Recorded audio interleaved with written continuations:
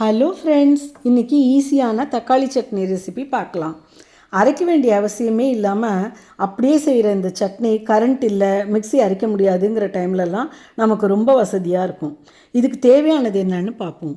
பொடியாக நறுக்கின வெங்காயம் 1, பொடியாக நறுக்கின தக்காளி 4, கடாயில் 6-7 ஸ்பூன் எண்ணெய் விட்டு கடுகு பெருங்காயம் தாளித்து கொட்டிக்கணும்.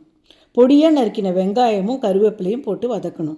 1/2 டீஸ்பூன் உப்பும் 1/2 டீஸ்பூன் மஞ்சப்பொடியும் போட்டு வதக்கி வெங்காயம் ஓரளவுக்கு வதங்கி பளபளன்னு ஆனதும் தக்காளியை சேர்த்துக்கணும். தக்காளி நல்லா வதங்கி சாஃப்டானதும் 3/4 டீஸ்பூன் காரப்பொடி போட்டு தேவைப்பட்டால் இன்னும் கொஞ்சம் எண்ணெய் விட்டு கிளறிக்கலாம். காரப்பொடியோட பச்சை வாசனை போய் சட்னி நல்லா கெட்டியாகிற வரைக்கும் அப்பப்போ கிளறி விட்டுட்டே இருக்கணும். கலரடிச்சே தக்காளியை நல்லா மசிக்கிற மாதிரி, இருந்ததுன்னா மத்தால கூட கடைஞ்சி விட்டுக்கலாம். மசிக்கிற மாதிரி கலரணும்.